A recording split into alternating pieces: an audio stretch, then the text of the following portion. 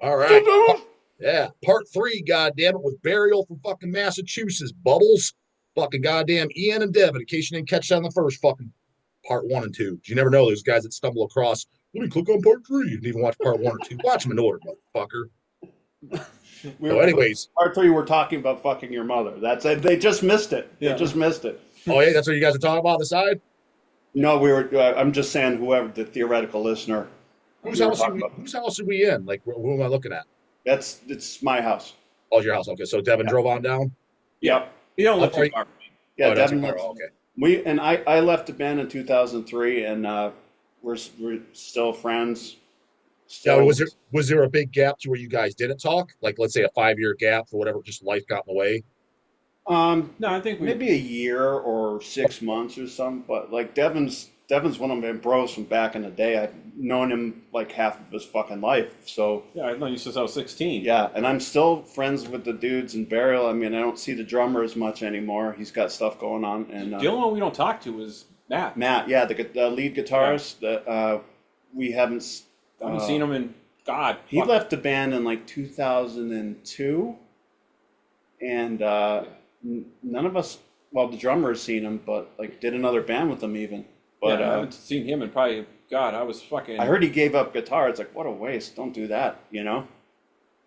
Well, so like Ian, you kind of gave your reason as far as why you stopped playing. You know, members being unreliable.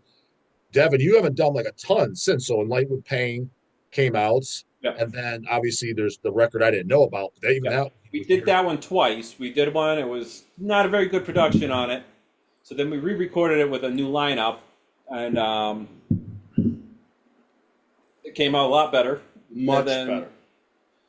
I did another band, local. It was Once for Kings. It was with two singers, just me and my buddy Denny. What was that? Was it just death metal stuff as well? No, it's like a groove. I sang death metal, and my buddy sang high, like hardcore stuff, because we just merged the shit together and just with something different, something to do. And then I'm kind of doing something out by Rochester, New York, just the Like right, vocals. like right now? We did it like I did some tracking on it a couple of years ago. We just never did anything with it. It's heavy as fuck. I've heard it, and Yeah. they got to do something with it. So I gotta talk to him, Lewis from Abdicate, and see what we're gonna do with that. Other Because it than seemed like that, there was a lot of big, there was a lot of big time gaps to where you weren't doing anything. Like, what was the reason for that? yeah. When I got married, I got divorced, and I just got out of. I didn't even go to shows. I didn't do anything. I just stayed home and just worked and just shit like that, and take care of my kid. Yeah. And then, yeah, my son's 22. Yeah. So Yeah, he's a good damn grown ass man. yeah, so Yeah. now I could free up a little bit and maybe talk to the guys. Maybe we'll swing out Burial again. Yeah. So So technically, you guys never announced like, "Hey, we're done." Like it's broken up. That was never said, right? right. So we just put it on hiatus for now. Because Okay. like John, my drummer, he was in Pyrexia, and he was doing a bunch of shit. Then Jared, guitar player, he was in a fuck band was he doing? And he was doing some shit and just got busy and shit like that. So it was just too cluttered, and it's about an hour and a half for me to drive out there, and my schedule sucks. So now I'm getting the hink, just wanting to maybe do it again a little bit. Yeah. But I don't want to be doing it, touring or anything like that. And there's no money in it, obviously. But I don't care about the money. It's just the fun of it. You need money to survive. Yeah. Unfortunately, I do have bills. Yeah. No, 100%. Yeah, because I mean, most of these bands when they start, even including like a lot of the great bands, when you look at it, they were kids when they started, or very young adults. It's never I can't think of a single legendary band that started and the guys are 40 years old. Yeah. Well, it's a young man's game, and that's what we're seeing with all these new jacks coming. And I'm floored that people are continuing the tradition, and really, like, I don't know, like bands like Necrot who are fucking good. Have you heard Necrot? Yeah, I have. I can't remember what my take. I get them mixed up, and the who's the other Necrod and Necra. Is that the one with the autopsy god, Eric, or Which one's that? No, it's just it's a three-man group. There's an Italian dude, an older dude on guitar, and a young dude on drums. I get Blood them mixed. Offerings. Oh yeah, because I get them mixed up. Because I know I listened to them both around the same time. The one with the fucking his next something, and I I think got a Eric. question for you, J-Dog. Yeah. Did Hell's put, like, back in 2012, did you guys put out a record from a band named Putrid Decay? No, was we a- did it. But we had it in stock. Where there's a bootleg of it, and I own it. There's Yeah. 100 made. Yeah, I Yeah. got one. There's And it's just. I think the band only did one demo. no, they Yeah. only did. Lacrimator, there was a band from Springfield, which is a town near us. Lacrimator, and the other band was Putrid Decay. Oh no I shit. also Okay. knew a band. I also hung out with dudes in a band named Exhumed from Western Mass here. They were, they started in probably like 92. I knew those, one of the dudes I know two of the dudes who started the band, used to go to all those shows. Those are foundational bands for Western Mass. That was back, early 90s. Each city or region had a couple different bands. So you Scatter Remnants from, they're about an hour east of us. We used to hang out. They're the remaining dudes in it, the dudes now, are totally fucking cool. Shout out to Scatter Remnants. And those are foundational bands. But yeah, Putrid Decay and Lacrimator were fucking huge. So I wanted to shout those guys out. They were certainly I have that. inspirations. I have that LP. Like I said, I think there's only like 100 made, very Yeah. limited. But yeah, it's just that demo, and yeah, it's a damn good death metal demo from the early 90s. Do you actually know those guys then? No, I didn't know them personally. I had friends of I friends. think I know one of them. Who's in that band? Well, you're not even in the shot. Yeah. Oh. Fucking They're getting further and further out of the shot. yeah. I'm trying to. There's a local guy. He's Brian Nato? I don't remember, man. I don't know. I just too many names. I can't. This was remember. so early, and it was so to be on the ground level of death metal when it was forming, and all these people taking it like that. I didn't know super fucking heavy bands. The first thing I heard was Lacrimator, and they were like kind of like a Death or Pestilence kind of vibe. Okay. And it was just, they used to have like fucking 1,000 people at a show in a 700 capacity club, and super important. So those guys are my direct inspiration.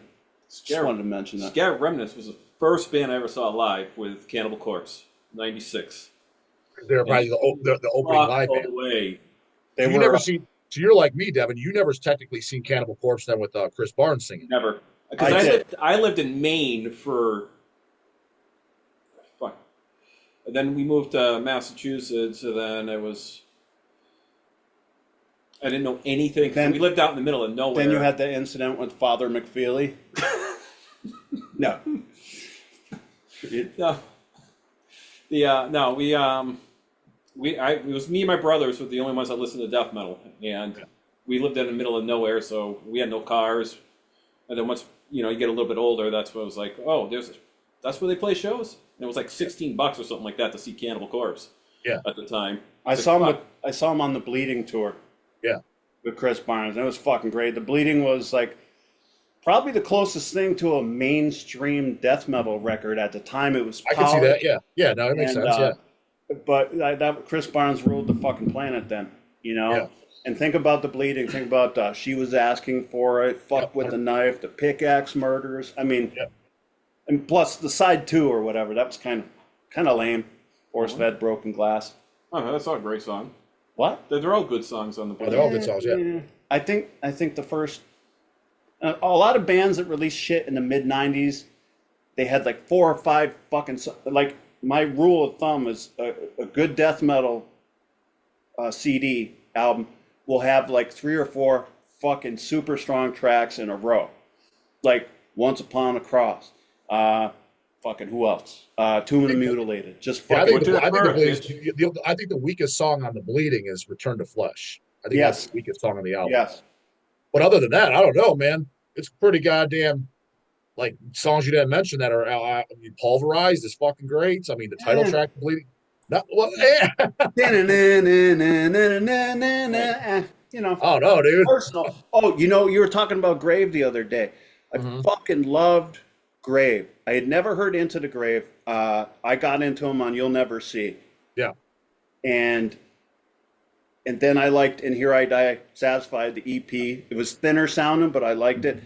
And then they released Soulless, and I was like, I Yeah. listened to it. I'm like, fuck this shit. And I Yeah. didn't go back to it for another like 15 years. I was like, you know, fuck this shit. I don't like it, but like, it's not the same as what came before. But I still haven't. If it makes you feel better, I still haven't gone back to Soulless. yeah, it's. I mean, it's a good production, but it's not what I wanted to hear from them. You know. Yeah. Because to be And honest with Grave too, not to be that ultra cavalt guy, but I think their best shit is their demos.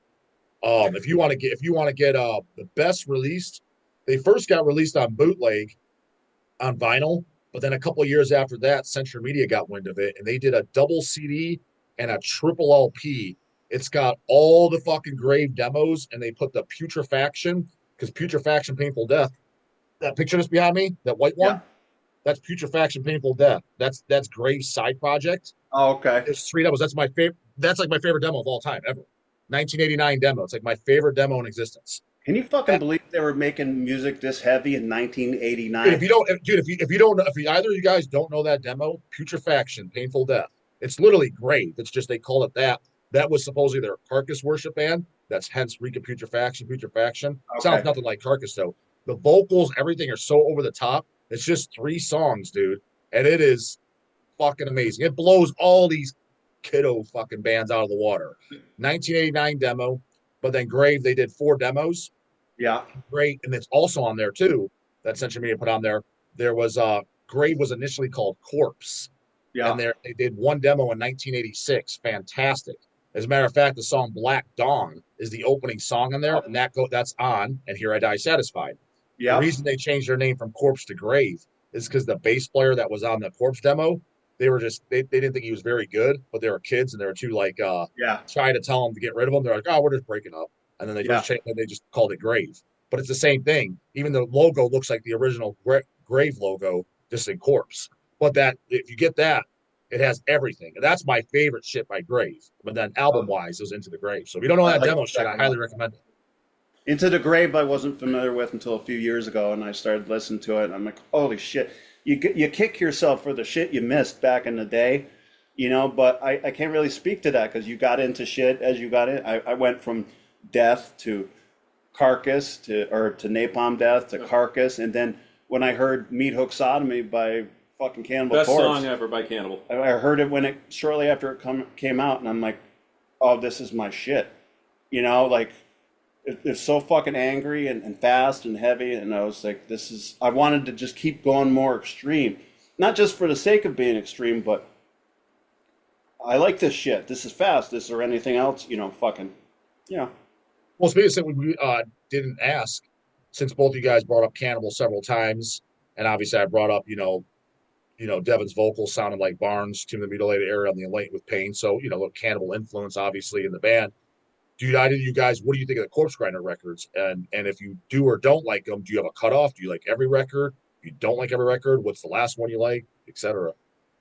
Go ahead. I like all of them, but Gallery, I love Vile, and I love Red Before Black. Those are my preferably ones over with Corpsegrinder. Everything else is just, good and stuff like that, but those three are my favorite. Because he Gallery, doesn't do all those fucking highs in the Red Before Black, because those highs annoy the fuck out of me now. you don't like Corpsegrinder's highs? Not no more. I What- mean, what- like I don't like highs in death metal as much anymore. If you put Okay. them like Tomb of the Mutilated Era, give us some flavor. That's cool. But if I have them hear them all the time, I'm just like, So it just doesn't do anything for me anymore. Okay. I just rather just hear the meat. So pretty much what when Cannibal does a new album, do you always at least check it out? Oh yeah, I have all of them. Yeah, same. Yeah, same. I Yeah, have all- just like Deicide and Yeah. whatever. I try to buy up all the stuff. yeah. I love CDs. I'm Yeah. one of the Yeah. I'm like guilty, J-Dog, of being a digital download guy. Loser. Yeah. I fucking physical media, limited space. I started a record collection. I've only got like a Fisher Price, Oh. like record player. It's just kind of a combo thing.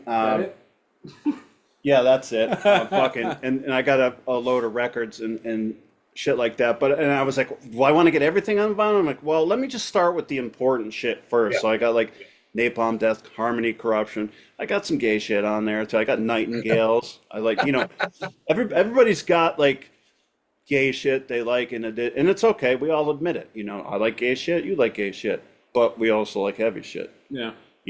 What's the gay like, shit? What's the gay shit by Cannibal then? Oh, dude, my cutoff is Gallery, because then, not because they're gay or they sold out. It just everything after Gallery, up until maybe the last couple records, has sounded samey. Corpsegrinder's doing the same kind of shit, which is okay, and they're getting more musically proficient. But they're getting away once they tune down.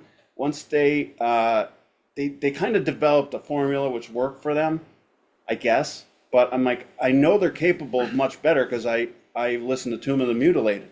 So it's like their drummer. I mean, he just kind of lapsed into this.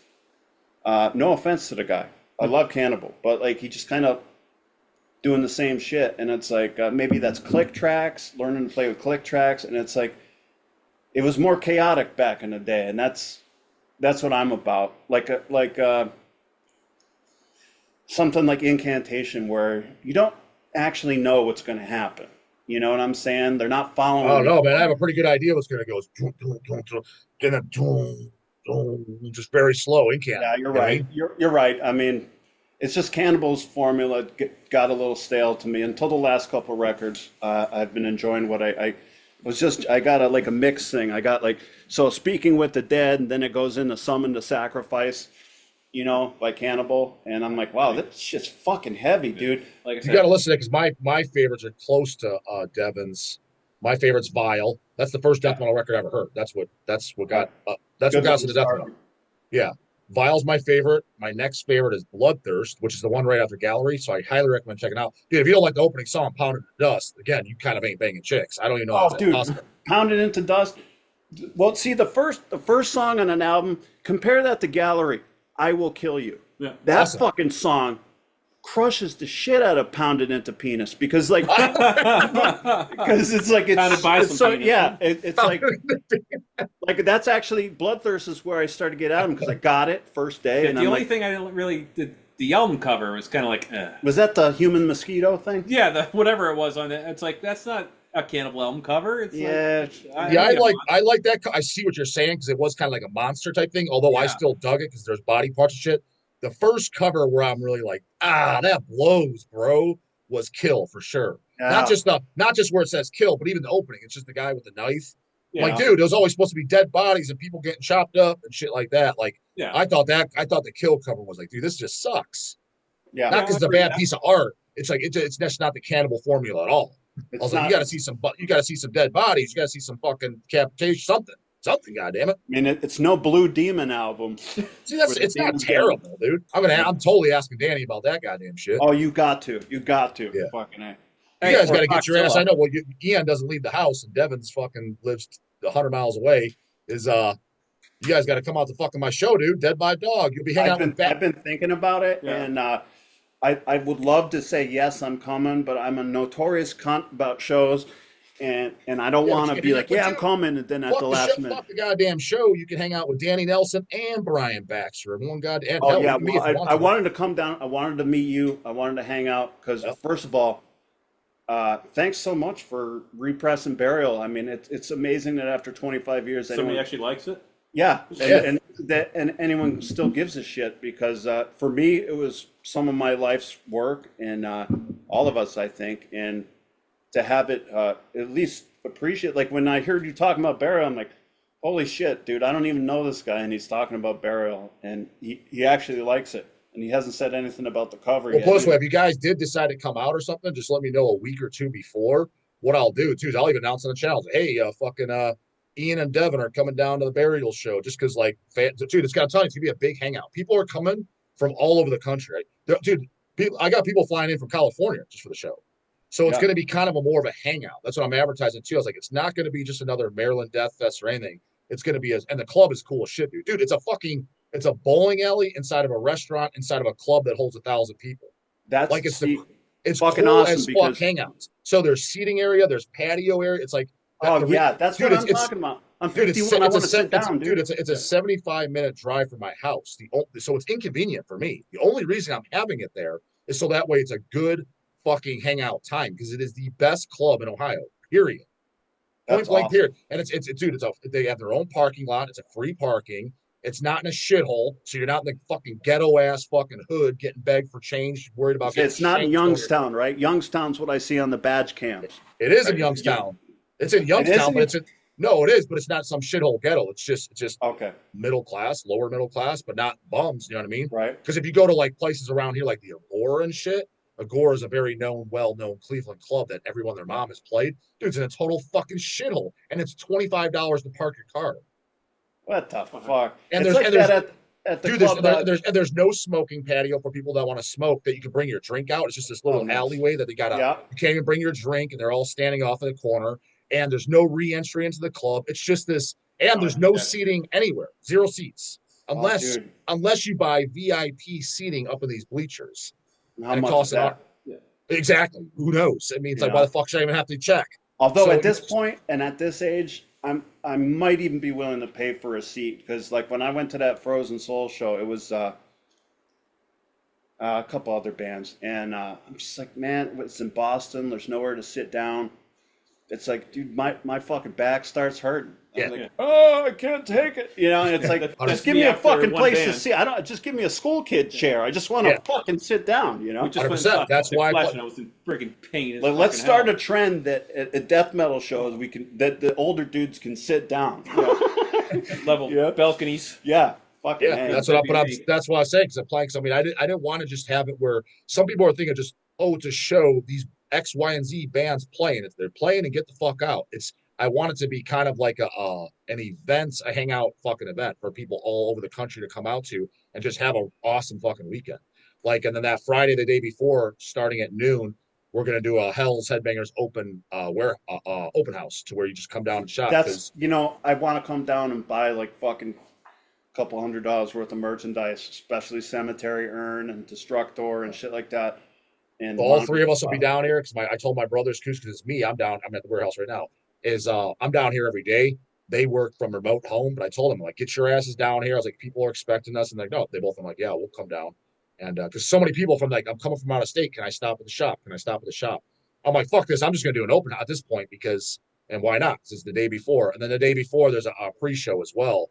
That one of my fans, the ones from California, he's putting it on as a free show. He's having just Nunsaughter, Deceased, Mulder, and Vincent Crowley play. It's at another club, No Class in Cleveland, and it's just a free fucking show that Friday night. Oh, And that's cool, man. He's just putting it on he's flying in from California for the fact he's like, I just want to have a good time. So I just putting these on, paying these bands is free show. I'm going to So it's a question whole, my like, metal card. I'm going to show you my fucking cards here. I kind of ignored Deceased in the 90s. Luck of the Corpse, man. Yeah, I went back a couple years ago and I found Luck of the Corpse. I'm like, oh, fuck. Yeah. You know, it's good shit. Only good You shit. know? Yeah, super good shit. Just saw them the other night too. Talked to King. King's hilarious too. Yeah. Oh, dude, and super Dawn fucking of the funny Dead. guy. I saw your interview with Dawn of the Dead. Yeah. From I don't know how long ago it was, but I've done a bunch with them. There's several different ones I've done with them. 'Cause I've known Don for 25 years. let's quick metal quiz. You got to tell me if I qualify. My first Nunsaughter was Hell's Unholy Fire. That's the first album, yeah. Oh, was it? Yeah.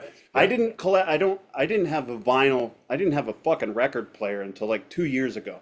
Like Yeah. record players for me, it's like, oh man, I remember record players back when I was fucking 6 in 1979. You know, but like Yeah. once CDs came out, there was no need for that. And then, but you know, the package. Yeah. Package and shit like that. So and I got Red as the Color of Ripping Death a couple years ago. I got that on. Actually, I think it was a physical CD. Yeah. And so I like Nunsaughter.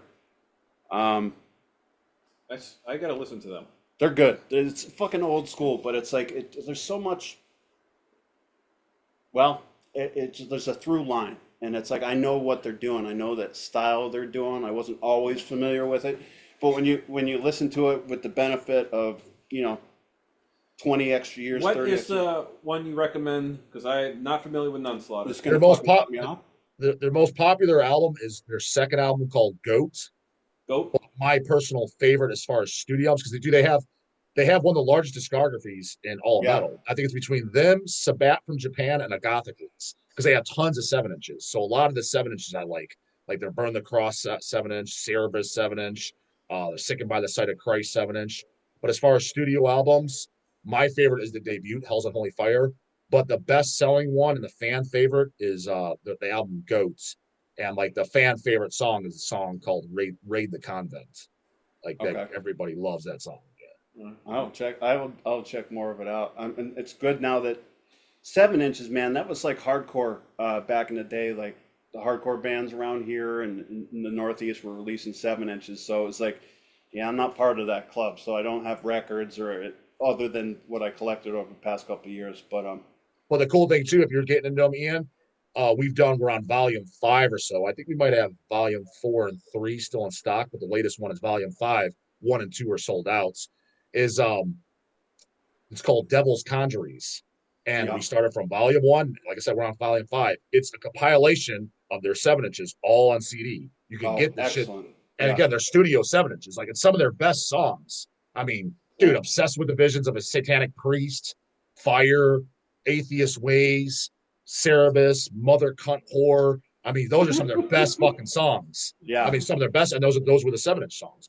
Burn the Cross is one of my favorite songs ever. Yeah, some of their best songs ever written is their 7 inch songs. But if you don't have a record player, or a lot of those 7 inches long out of print, like we put out yeah. most of them in the early 2000s and shit, you could get those compilation discs, Devil's Conjuries. Like a lot of people know, like, dude, these are fucking great. Like it compiles all of it something. Yeah. So I wanted to comment because I watch your shit not every day, but a lot. And you comment around 2005, bands started sounding samey, especially like Brutal Death. in the brutal death scene is when I noticed. That's kind of when I got I think when I got Disgorge California, Parallels of Infinite Torture, I thought this is one of the heaviest fucking albums I've ever heard. I don't know if they can top it. But the other shit going on, the ultra tech shit or the riff salad bands, like you were saying, other shit was Not only going on. that, it started to sound like everybody was trying to sound like either Disgorge or Cock and Ball Torture or Devourments. One of the Devourment other, especially. yeah, they were trying to sound like a lot of those bands. Either was that, or it was a lot of these bands that were very way over technical, where it was just this guitar wanky jerk off fucking fest, or it was way overproduced, polished, to where it's like this just Yeah, sounds fake and computerized. exactly. And a lot of the guy who recorded our album, Jim Fogarty, he actually recorded both our CDs. MC. Well, Adam D produced, but like, or not produced, but he helped. But like, it was I thought he recorded Jim the Fargan. vocals. Yeah, he did. Adam D from Killswitch was recording engineer at the studio we worked at. That's where they did most of their albums. That's not a brag. I don't like Killswitch Engage. I Killswitch is gay. Yeah, I know Joel. I know Adam a little bit. No, And, I'm a grown man over here. I understand that you might like somebody as a person or work with them, but you don't like their music. And vice versa. You might like their music, but you think they're the biggest a-hole in the world. right. These little children that watch my channel, they think if I say something bad about a band, that means I hate them personally and I want to rape their goddamn moms. Yeah. Or if I say something bad about a person, I hate their music. I'm like, dude, you realize it's not a fucking all or nothing. I can take Right. bits and pieces I like from something. I was like, Yeah. you're apparently not an adult yet. Only little children think that. He put out a record I don't like, so I hate him. It's like, Yeah. oh, he was a cool guy. His record blew, but I still like him as a person. Yeah. I don't Like, I hate literally have any- friends, people I consider friends. I was like, they know. I was like, I don't like their band. Like, I don't like it. I Not was like, I my think it's boring. I style. think it's blown. Yeah. I'm your friend because I'm your friend, not because of Yes. your fucking band. You know. Yeah. I know.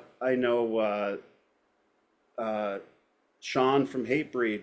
I've met him a couple of times and I've hung out with him. Cool fucking dude. Yeah. Could probably kill everyone, but I don't like his band. And I told him, dude, I'm friends with you because you're a good dude and you're funny as shit. I don't really like your band. Yeah. You know, and they're totally fine. These are all dudes around our age or older, Yeah. and they understand. Yeah, stick away from them. Because if you ever, Devin, because it seems like Ian watches my shit a little bit more than you do. I could be wrong on that. Nah, I watch it all the time. We watch all. Okay, but what about the comments box? Do you I don't read read comic boxes. I think oh, dude, if you want to get a laugh, just look at some of the retards in my comments. I'm like, dude, like, it's almost annoying just because it's just I'm embarrassed that such stupid people are following me. It's like, dude, I like, did you even listen to what I said? Or like, Yeah. I mean, you got to be 12 years old. You have to be with some of the shit you're saying. You never fucking know nowadays. My life is really good without social media, except for YouTube. I'm fucking a YouTube but that's addict. not even social media. I know, but they kind of classify it. Yeah, exactly. It's funny you say it because I still say I have no social media, but I clarify. I was like, I guess if you count YouTube, because some people do, but I don't know. I don't because it's a different thing. It's like it's TV like watching now. videos. I know. Yeah, I know. But I don't have Facebook. I don't have whatever the Same. fuck whatever the fuck's out there now. I have an Instagirl account, but I don't even manage it. Somebody else. You have Tick Cunt? Yeah. Tick Cunt, whatever the fuck what is Tick it? Cunt? Tick Cunt, right? Oh, I don't have Tick Cunt. To my knowledge, I don't. But I don't know if my buddy's running that too. He asked me, he's like, hey, can I he offered. I'm like, go ahead. I was like, it's just free advertising. I was like, but I was like, dude, I can barely stomach the morons on YouTube. There is no way I have the tolerance to fucking tolerate those little teenage girls on fucking Instagirl. I won't be able to do it. I'll literally want to reach, like Ian said, reach through this fucking screen and fucking murder them. No, I had Facebook way back in the day, and everybody just fucking bitching about fucking something. They can't get their fucking little pussies in a bundle or whatever. And I'm like, you gotta give me a break. Fuck this thing. This is a bunch of fucking bullshit. Yeah. People crying over you sneeze. Oh, it's like fucking loser. Yeah, and then after 2016, like you couldn't express any kind of opinion. Either other people would get on you about not liking what's politically correct. Poor me. Oh, or it's a massive like performative thing. It's why life is so fucking gay nowadays. It's like, go out and live a life. Don't just fucking have a simu life on. There's something to be said for going out talking to people, especially if you're a dude. You got to learn how to behave the right way. Learn from older dudes. That's how death metal originally got so big, is word of mouth. This wasn't on the radio or fucking MTV. It was someone you knew liked it. Or, I don't know about Devin's particular case, but for me, no one in my family listened to fucking death metal. Just my oldest brother. Well, Timmy. And then me and Ryan got into it at the same time. Right. And actually, when he was at the Pittsburgh show with us. Ryan was? Yeah, he was always with us. His brother, who we call Bro, he roadied for us a lot. When we played the first Milwaukee Metal Fest, he drove 27 hours straight. Don't ask me why it took 27 hours to get to Milwaukee.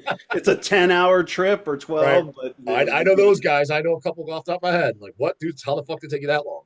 That was always the fun shit, is getting your shit together to go play on the road, because that's a whole new game. And we're lucky to see this country. Actually, before the 9/11 attacks, our first tour. So, oh shit, yeah, it was. I remember the Border Patrol. We had a checkpoint, and Devin was fucking sleeping. We had like a 15-passenger van, and our drummer had weed on him. I'm like, oh fuck, dude, we're gonna get searched. Blah blah blah. He's like, fucking bag won't open, and Devin's passed out. And so we pull up. We're like, is this all of you? I'm like, oh yeah, we got a buddy who's sleeping back there. Like, wake him up. And I'm like, fuck, because Devin looks like the Taco Bell Chihuahua. So fucking, dude, what's the line? Yeah, so I'm like, oh fuck, we're gonna get busted. Devin's gonna be deported. Hey. They let you in. What's that? They let you in. They didn't even fucking care. I mean, this was southern Texas. Okay. I'm a native Texan. Are you? Yes, I was born in Texas. Were you? Yeah. Texas. We played our second tour. We just Texas, and we played with Infernal Dominion, a band from El Paso called Reign of Terror, who were fucking great. Like Incantation on steroids. Gene Palabicki's label put them out. You know Gene. Oh yeah. Gene. He had a label for a little while, and they put them out. Reign of Terror. Holy shit. We playing El Paso. We're kind of scared. We didn't know anybody. We thought we'd get knifed because we were white, And yeah, we're right there was actually a knifing at the club the week before we came, according to them, and because it used to be a strip joint or something. But so we're sitting there, and then nobody's there, and then like an hour later, it's fucking packed, and we didn't know any of the bands personally, except for Reign of Terror, who our guitarist Nick had been talking to set up the show. And they go on, and it's like, holy fucking shit. Holy amazing. Fucking shit. They were heavy as fuck. And the dude doing sound, what I guess was in the band Pissing Razors, whatever, but he knows how to do sound. So, like, we were like lazy. We're like, the guy Brodian for us was like, do you want me to get the camera and merch? I'm like, fuck that. No one's going to buy anything anyway. And don't record it. And it ended up being one of the best shows of the tour. And so we hooked up with Reign of Terror there. I was going to say that on that tour, like with the one with Severe Torture that we talked about earlier, that 2001. Do you remember which city was like the best crowd wise? That you remember, like, oh shit, like they were into it and people showed up. Houston, Texas, on our first tour. Engine Room. It was a fucking Monday night. It was a show that Infernal Dominion had set up, and there were, I mean, it was a big club, but there were probably 120 people there. More than that. You think? Oh, yeah. But it was like a Monday or Tuesday night, and these people still... I wanted to move down to Texas after that tour. And I think El Paso was probably my favorite show. El Paso was fucking good. Like, the Texas shows were... Well, Fort Worth kind of sucked.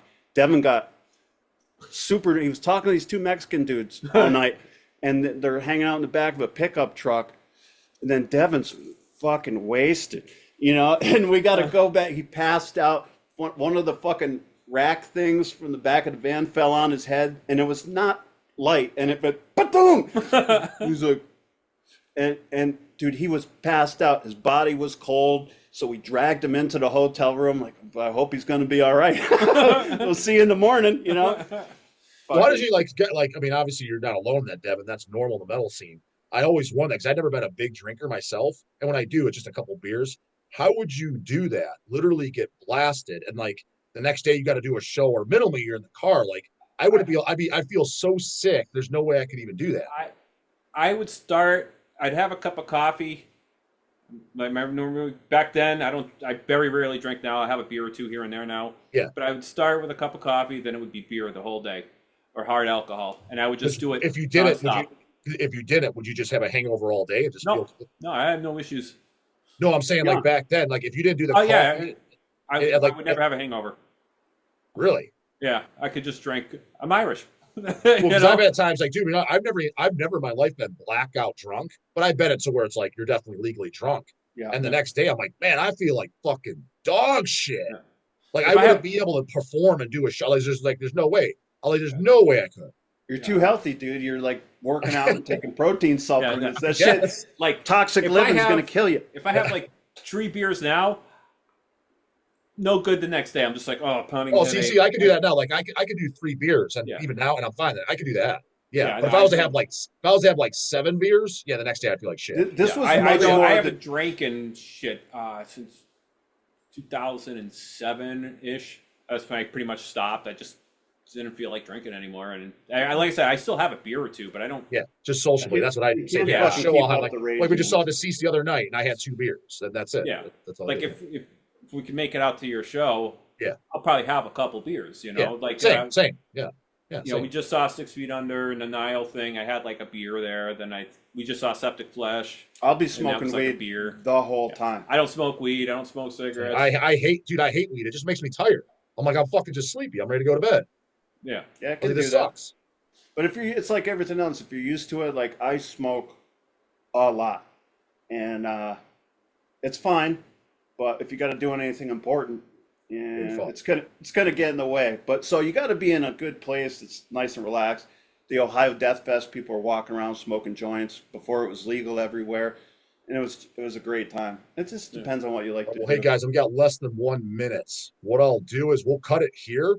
And if you guys want to do this again, shoot me, because I got to do an in-person interview with fucking Chris Dora from Tons of Band here. Got to do that in about an hour. He lives 45 minutes away.